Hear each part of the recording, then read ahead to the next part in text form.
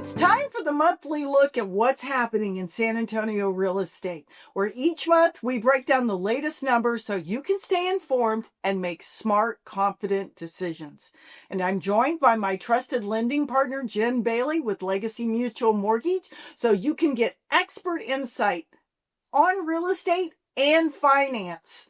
I'm Missy Stagers, broker-owner of MStagersRealtyPartners, and welcome to our February market update. Before we zoom in locally, let's take a look at what's been happening around the state. In Texas, during January, statewide, there were 18,210 total home sales, which was down about 2.1% year over year. The average sales price gave us a little hope. It raised 1.1% to $411,227, while the median price came in at $325, down about 1.5%. So across Texas, we're seeing slight price adjustments and modest shift in the sales activity, very similar to what we're experiencing here locally. Now let's bring it home to San Antonio and talk about our local market. We closed 1,974 homes for about 10% fewer than this time last year. The average price increased, however, 3% to $362,130, while the median sales price dipped just slightly at 1% to $292,999. Homes are taking a little longer to sell. We're at about 98 days on market, up 17%. Which seems to be the norm. It takes a minute. Price per square foot is $169, down just slightly. And homes are selling at 91.4% of original list price, which means a lot of people have not been priced right. Inventory continues to build. We're at 5.49 months of inventory, keeping us in a balanced market. There are 15,033 active listings, which is up 11%, and new listings rose 3% to 4,235. At the same time, pending sales dropped 22%, showing buyers are moving more carefully, and we're back in a traditional market. Here's where most of the activity is happening. 68% of the homes sold between 200 and 500. 15% sold under 200, almost a non-existent market today. And nearly 10% were between 500 to 800. And 6% was the 750 plus, what we call the luxury market. On the rental side, the average lease price is $1,773, and the rental inventory is up 18%. Why? If you can't sell, you rent. Same problems there. So overall, both across Texas and here in San Antonio, we're seeing more inventory, steady pricing, and buyers taking a little bit more time to make decisions. For buyers, it's a great opportunity to be buying because there's negotiation room.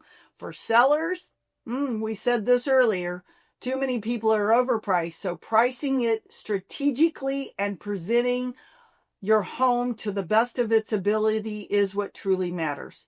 And on both sides, financing plays a major role. Interest rates, loan structure, and buyer qualification are all influence how quickly homes move and how strong offers look.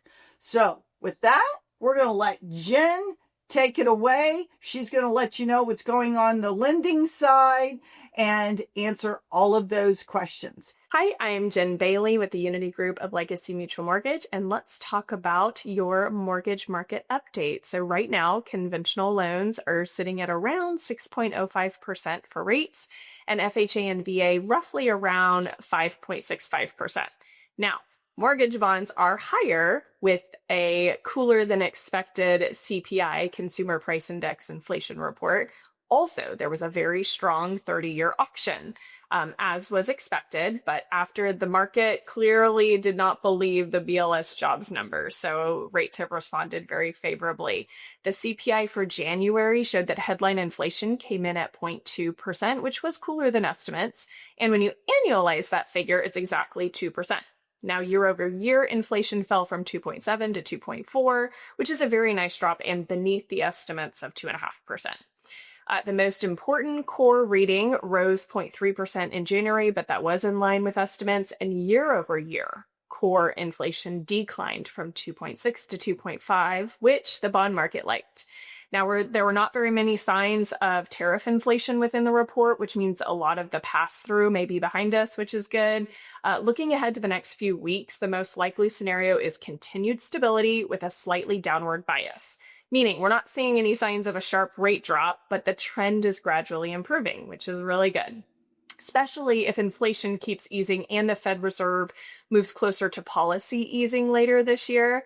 Bottom line, mortgage rates are being supported by the cooling inflation and the strong bond demand, and the near-term outlook points to steady or modestly improving rate levels. So not big swings, but a move in the right direction that we have all been waiting on. So we'll see you at the next one. Thank you, Jen.